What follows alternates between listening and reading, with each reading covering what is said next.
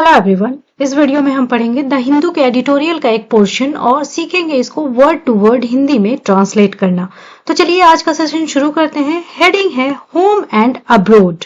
Abroad का मतलब होता है अपनी कंट्री से बाहर दूसरी कंट्रीज में, और यहाँ पे होम कहने का मतलब है अपनी कंट्री। सब हेडिंग है India must improve research infrastructure to serve its students. Improve का मतलब होता है कुछ सुधारना, और किसी भी ऑर्गेनाइजेशन को चलाने के लिए जो बेसिक फैसिलिटीज चाहिए होती हैं, जैसे कि बिल्डिंग्स, रोड्स, इलेक्ट्रिसिटी की सप्लाई, वाटर की सप्लाई, इन सारी चीजों को एक साथ मिला के इंफ्रा। आगे है the ongoing program of revoking the visas of foreign students in the US ostensibly for opposing the country's foreign policy is a direct outcome of the xenophobic tendency in the Trump administration। अब इसका breakdown देखते हैं। On going का मतलब होता है जारी, यानी कि कोई एक्शन अगर ऑन गोइंग है मतलब कि वो अभी कंटिन्यूड है, वो चल रहा है। The ongoing program of revoking the visas. Revoke का मतलब होता है किसी चीज को कैंसिल कर देना, रद्द कर देना। यहाँ पे उसकी जेरेंड फॉर्म यूज की गई है रिवोकिंग। अब किस चीज को रद्द करने की बात हो रही है? Visas of foreign students in the US. Foreign students यानी कि विदेशी छात्र, मतलब हो गया यूनाइटेड स्टेट्स में विदेशी छात्रों के वीजाज को रद्द करने का जारी program ostensibly for opposing the country's foreign policy। Country यहाँ पे यूएस के लिए लिखा गया है, और फॉरेन पॉलिसी का मतलब होता है विदेश नीति। अपोज का मतलब होता है किसी चीज का विरोध करना, किसी चीज से अग्री ना होना, और यहाँ पे भी उसकी जेरेंड फॉर्म का यूज किया गया है। ऑस्टेंसिबली एक एडवर्ब होता है जिसका मतलब होता है जाहिर तौर पर, मतलब कि ऐसा लग रहा है, ऐसा प्रतीत हो रहा है, जरूरी नहीं है कि बात कुछ ऐसी ही हो। तो ऐसा जब हमें कुछ कहना होता है तो उसे ऑस्टेंसिबली कहते हैं। फॉर का मतलब होता है के लिए, यहाँ पे ये सेंस दे रहा है के कारण से, और इस वाले पार्ट में कारण बताया जा रहा है ये वीजाज को कैंसिल करने का, यानी कि यूएस में फॉरेन स्टूडेंट्स के वीजाज को कैंसिल करने का ongoing program is a direct outcome. अब यहाँ इज से ये मेन क्लॉज फिर से कंटिन्यू हो गया। मेन क्लॉज जिसका की सब्जेक्ट है ये ऑनगोइंग प्रोग्राम। आउटकम का मतलब होता है परिणाम या नतीजा। डायरेक्ट आउटकम मतलब कि सीधा परिणाम। टेंडेंसी का मतलब होता है प्रवृत्ति, और एक वर्ड होता है जेनोफोबिया। इसका मतलब होता है अपनी कंट्री में दूसरे देश के जो लोग होते हैं उनके प्रति नफरत की भावना, उनकी वजह से असुरक्षा की भावना, और इस तरह की प्रवृत्ति को जेनोफोबिक टेंडेंसी कहेंगे। एडमिनिस्ट्रेशन का मतलब होता है प्रशासन। तो मतलब हो गया यूनाइटेड स्टेट्स में फॉरेन स्टूडेंट्स के वीजाज को कैंसिल करने का जो चालू प्रोग्राम है वो ट्रम्प प्रशासन के जेनोफोबिक टेंडेंसी का सीधा परिणाम है, और बीच में उस कैंसिलेशन का कारण लिख दिया गया जाहिर तौर पर देश की विदेश नीति को अपोज करने की वजह से, विरोध करने की वजह से। आगे है the danger is that the make America great movement that propel Donald Trump into presidency may soon permeate deep into campus life too. Danger का मतलब होता है खतरा। द डेंजर इज दैट कहने का मतलब है खतरा यह है कि the make America great again movement. Movement का मतलब होता है कोई सा आंदोलन, यहाँ पे उसी मूवमेंट का नाम है make America great again. That propelled, propel का मतलब होता है कहीं पहुंचाना, पुश करके कहीं पहुंचाना, इसे प्रोपेल कहेंगे। अब यहाँ दैट से जो क्लॉज शुरू हुआ है वो इस मूवमेंट के बारे में बता रहा है। प्रोपेल की सेकेंड फॉर्म यहाँ पे लिखी गई है propelled Donald Trump into the presidency, यानी कि वो मूवमेंट जिसने डोनाल्ड ट्रम्प को प्रेसिडेंसी तक पहुंचाया। मे सून परमिएट, परमिएट का मतलब होता है किसी चीज के हर पार्ट में फैल जाना, हर पार्ट को प्रभावित करना। Deep into campus life too, campus life का मतलब होता है कॉलेज, यूनिवर्सिटीज में जो कल्चर होता है, जो वहां का माहौल होता है, उसे कैंपस लाइफ कहेंगे। में एक मॉडल वर्ब है जो कि पॉसिबिलिटी को बताता है। सून जल्दी ही, ये एक एडवर्ब है। डीप भी यहाँ एक एडवर्ब का फंक्शन कर रहा है जिसका मतलब गहराई से, और टू भी एक एडवर्ब है।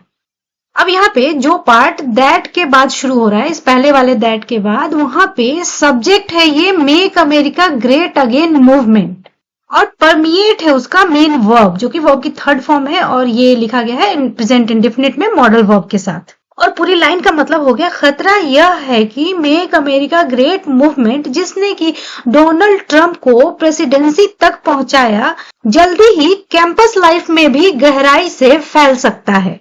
आगे है, in any case the number of Indian students enrolling in US universities has been on a downward trend since last year even before the drumbeats of hostility started. In any case मतलब कि किसी भी स्थिति में, enrol का मतलब होता है दाखिला लेना। यहाँ पे प्रेजेंट पार्टिसिपल फॉर्म यहाँ पे यूज की गई है जो कि एडजेक्टिव का फंक्शन कर रहा है, वो इस इंडियन स्टूडेंट्स को डिफाइन कर रहा है। और the number of Indian students enrolling in US universities कहने का मतलब हो गया यूएस यूनिवर्सिटीज में दाखिला लेने वाले इंडियन छात्रों की संख्या। Has been on a downward trend since last year. Downward trend कहने का मतलब है गिरावट की ओर। अब यहाँ पे मेन सब्जेक्ट हो गया ये number of Indian students enrolling in US universities. Be है इसका मेन वर्ब जिसकी थर्ड फॉर्म यहाँ पे यूज की गई है बीन। हैज के साथ वर्ब की थर्ड फॉर्म है तो ये हो गया प्रेजेंट परफेक्ट में।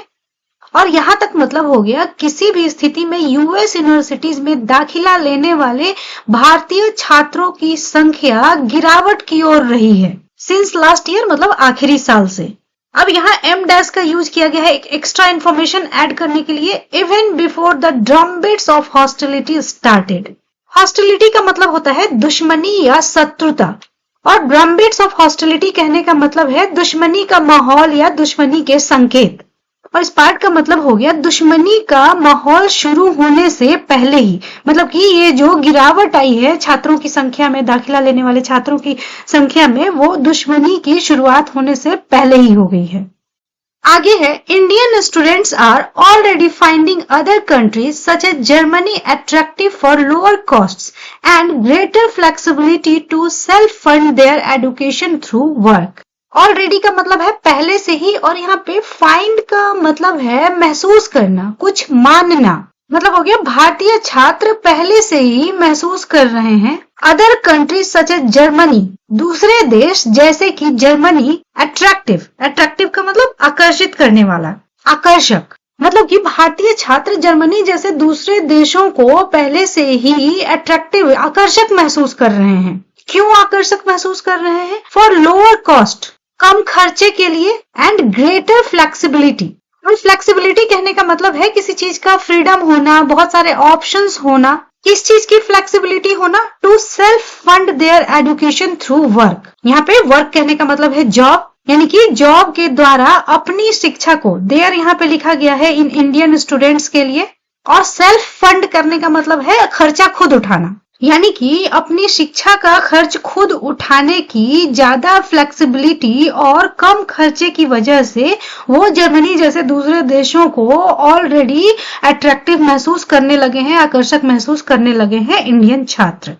ये है, enrolment figures for September this year will demonstrate how attractive the US still is for Indian students despite the looming cancellation of the optional practical training program that offered a segue for foreign students to working in the US.